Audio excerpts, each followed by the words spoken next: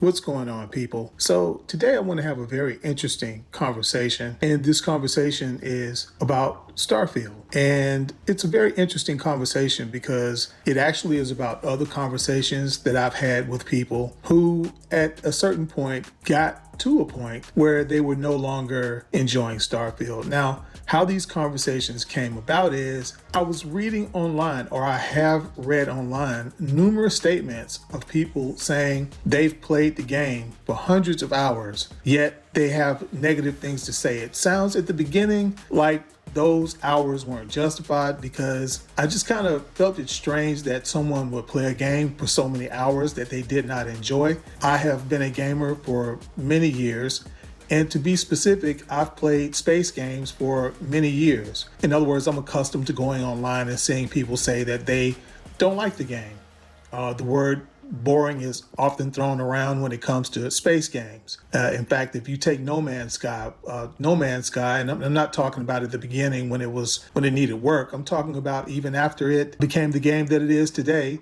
There were people prior to Starfield coming out who frequently said that they found No Man's Sky a boring game. Like I said, this is practically, it's a common thing with space games, especially space sims, which is understandable because space sims don't have any loading screens. There's a lot of waiting involved. For example, a video I just put out of myself delivering a package in Elite Dangerous Odyssey, where you actually have to ride on the shuttle. Like, even if you don't fly your own ship and you take a shuttle somewhere for a mission, you still have to go for the ride. There's no loading screen. The only loading screen, there are very few. There's one when you catch the elevator and it takes you down to the hangar, and then matter of fact, you know what? No, the only loading screen I can think of right now is when you disembark the ship. That's the only one, yeah, because even the elevator ride, you actually have to ride the elevator up.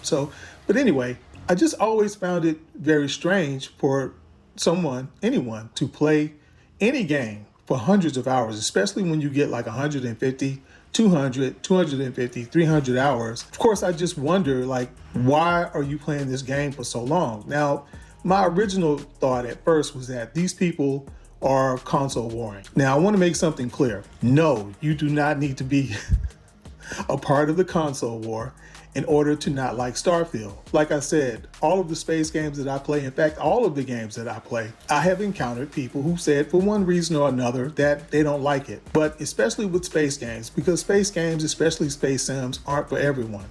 A lot of these conversations begin, not all of them, but many of them begin a little testy because of the things that's going online with the console war.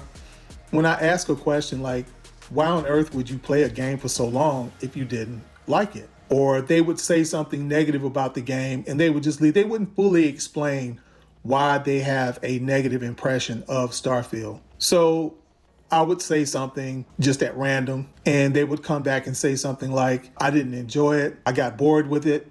And then they might finish off by saying something like, and don't say that I didn't play the game long enough, because I've heard anywhere from 200 to 500 hours in the game. And that would lead me to ask the question, why on earth would you play a game that long that you were not enjoying? Now, they would immediately, many of them would think that that was sarcasm on my part, that I'm trying to I'm trying to embarrass them or challenge them or say they're lying or something like that. But it's an honest question. I just really wanted to know. And they would come back. Some of them would come back because they may not have yet caught on to the fact that I'm not trying to get into verbal combat with them. I'm asking an honest question. And they might come back and say, hey, you idiot, or whatever. I actually enjoyed the game for a long time, and then just got to a point where I just kind of plateaued, is basically what they would end up saying. Then the conversation would begin to get kind of interesting, because when they say that, or when many of them said something similar to that, keep in mind, these are different people, so they're not all saying the exact same thing. I'm just trying to give you the gist of all of these conversations. I would think to myself, okay, now we're getting somewhere. Now I kind of understand what you're talking about, because I have felt that way about many games. Ghost of Tsushima, I was playing that, I enjoyed it. That game was calling me when I was at work, and I just really love that game. But I even had to take a break from it. Now, this was a game that I was really loving. Mass Effect, another game that I really love. I would put so many hours into that game. I was going through the entire series. I blazed through that series the new version of it came out, when the updated version of all three came out, I might have finished that whole thing in about maybe a week, like all three of them. But even then, I had to take breaks because I was getting burned out on them. As much as I love that game, like I said, Ghost of Tsushima, I was playing that game, bro, doing all this, anything that you could do on the map, I was going for it. I was, really trying to just anything I saw on the map. It didn't matter how mundane it might be or whatever. I didn't care. I just wanted to tackle whatever that was I saw on the map. That's not that strange. So like I said, now we're getting somewhere. In most of these conversations, some of the people who thought that I was trying to challenge them verbally would begin to realize that I'm actually trying to have a conversation with them, because I really was trying to understand. I did not understand why someone would put that many hours into a game if they were having such a horrible time. When you tell me that basically you were enjoying it for a very long time, but it just got to a point where it began to get stale, like I said, now we're getting somewhere, because I can feel you, because I've been there before. Where I have never been is playing a game that I hated from the beginning and still ended up putting hundreds of hours, even 25 hours into it. I've never done that before, but now I'm starting to understand. This is a whole lot different than telling me you dislike the game because of so many game-breaking glitches.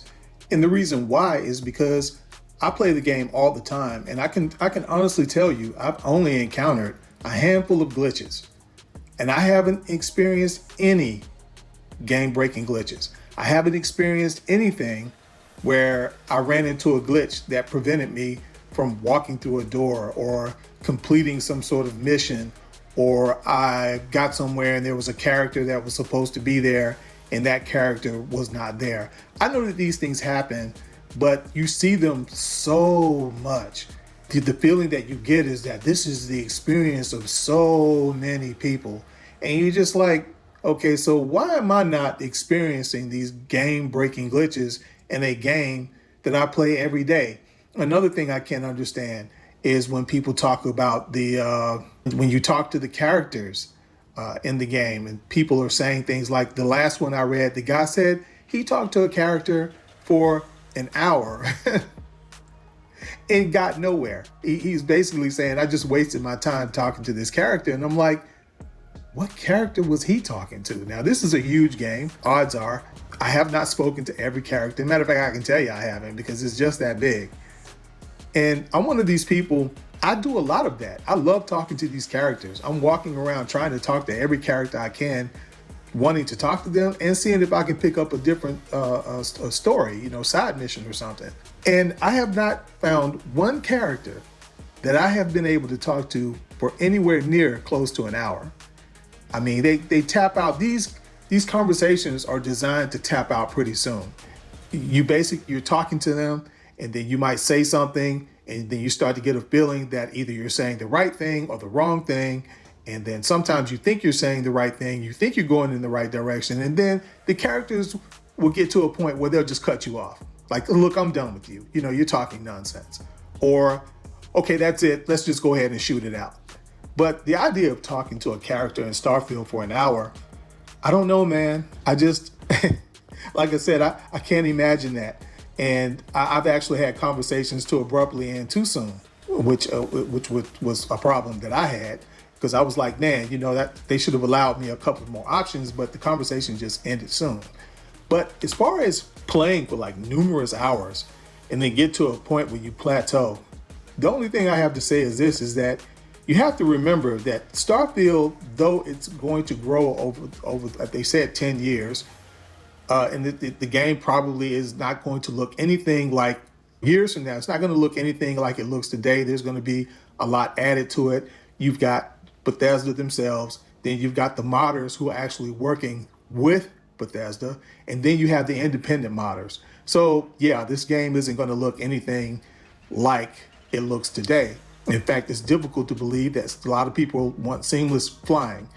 Okay, I can just about guarantee you that's going to come. It's probably going to be one of the first things that's going to come. So, because you've got too many different types of people that's working on it, whether they be independent, contracted to Bethesda, and then you have Bethesda, they're also going to be working on it. So, but it is a single player game. And if you can play a game for hundreds of hours, a single player game, and then get to a point that you've plateaued, then you've got your money's worth. You've got your money's worth. There's nothing to be upset about. What I suggest is this: stop playing it. Take a break from it. Matter of fact, when you start sensing that you're starting to plateau on a game, just take a break from it then. I mean, there's a lot of games that you can play during your break time. And one of the things that myself and the people that I talked to agreed upon is that this is a Bethesda game. And it's not going to look anywhere near what it looks like now, 2, 3, 4, 5, 6 years ago. They've said they're going to keep working on it for the next 10 years. And when you look at the people who are working on it, you've got Bethesda themselves, you have the contractors that are going to be working directly with Bethesda, and then you have the independent modders. So you got the modders. When I say contractors, I meant modders that are actually contracted with Bethesda. They're actually going to be working, in a collabo with Bethesda. And then you have the independent modders. They're going to be doing their own thing. So yeah, this game isn't going to look anything. And a lot of these mods that are coming out, they're going to be for the console as well. So everyone is going to be able to take advantage of it. So if you get to a point where you've played for hundreds of hours on any game and you start to feel burned out, just stop playing it and just realize you didn't get ripped off. I understand that a lot of people thought that Starfield was going to be a lot more than it is. They thought that it was going to be really, really deep, and they thought that they were going to be able to just get in, countless hours. They thought they were going to be able to play forever, and they thought that they were going to be able to play for like thousands of hours and not feel like they are repeating themselves over and over again. But this is a single player game, and it's a new single player game. It's not like other single player games that have been out already for years, and the devs have had years to work on it, because people are comparing this game to such games. And I'm like, why are you conveniently setting aside the fact that these games you're talking about, they've had years to get to this point. These games were not like this, like Cyberpunk. Cyberpunk wasn't what Cyberpunk is today. Back when it first came out. In fact, it was hot garbage when it first came out. So it took a long time for them to get where they are right now. It took a whole lot of work. No Man's Sky, they're still adding stuff even today, I believe. I play No Man's Sky a lot on the Steam Deck, and it's great. You have to give it some time. There's nothing wrong with it. Like I said, if you played over 100 hours, if you played 200 hours, and man, especially if you played for 300 and 400 hours, you have really gotten your money's worth. If you get plateaued, like I said, single player game, what people normally do is they put it down and they walk away. I understand that you expected more out of it. Like I said, the good news is there's more to come. Everyone knows this, even if some people don't want to acknowledge it. You know that they've already told you. It's like a lot of these games, they released. They released in a bad state. No one knew what they were going to do. They turned around, they changed it. Bethesda told you before they even launched the game that they were going to be working on the game for 10 years. So the game is not going to be what it is today. It's going to change. By the way, I'm going to be releasing a video, hopefully as soon as I can. I actually have misplaced my favorite mic. I have no idea where it is. But anyway, I can easily solve that problem, but hopefully I'll solve it by finding it. But that also might be why this video sounds a little rough. Forgive me if it does. But I just kind of wanted to get this message out there, and just to let people know that, because I know you've heard me say many times that, hey, look, how are you playing this game for so many hours and you don't like the game, you hate the game, or you didn't like the game. Well, through having a conversation with these people, I found out that it wasn't that they hated the game from the beginning, that the hundreds of hours that they put into it isn't as weird as I thought it was, because they were actually enjoying the game. They just and many of them told me that they had no problems with glitches. That's another thing they told me. They had no problems with. They saw a few glitches, and that was it. A couple of them told me they didn't experience any glitches at all. Yeah, man, just it was kind of, man, I was glad that I talked to these people, and I was glad it was good to finally be on a good accord with people. But I just kind of wanted to get this message out there, and just to let people know that, because I know you've heard me say many times that, hey, look, how are you playing this game for so many hours, and you don't like the game, you hate the game, or you didn't like the game. Well, through having a conversation with these people, I found out that it wasn't that they hated the game from the beginning, that the hundreds of hours that they put into it isn't as weird as I thought it was, because they were actually enjoying the game. They just got, and many of them told me that they had no problems with glitches. That's another thing they told me. They had no problems with. They saw a few glitches, and that was it. A couple of them told me they didn't experience any glitches at all. So, yeah, man, just it was kind of, man, I was glad that I talked to these people, and I was glad it was good to finally be on a good accord with people, where the conversation started out kind of rough, and it lets you know what positivity can come out of someone just being willing to say, hey, man, look, even if they insult you, just let them know, hey, man, no need for that. Or hey, if you're talking to a female, no need for that. Look, I'm really trying to ask you an honest question. I'm not trying to troll you or anything like that. I understand we got the console war going on, and it's everywhere, but just know that that's not what I'm trying to do. So anyway, guys, I just wanted to get this out there, man. Just, I thought it was interesting, because I actually said, man, you know what? I'm going to get some of these people to talk to me. And I knew that it was going to be rough, and there were a couple that I couldn't get through, that they wouldn't explain to me. They basically told me they didn't have to explain anything to me, but, which is true. But just to let you know, man, like I said, I wanted to share it, and it's the holiday.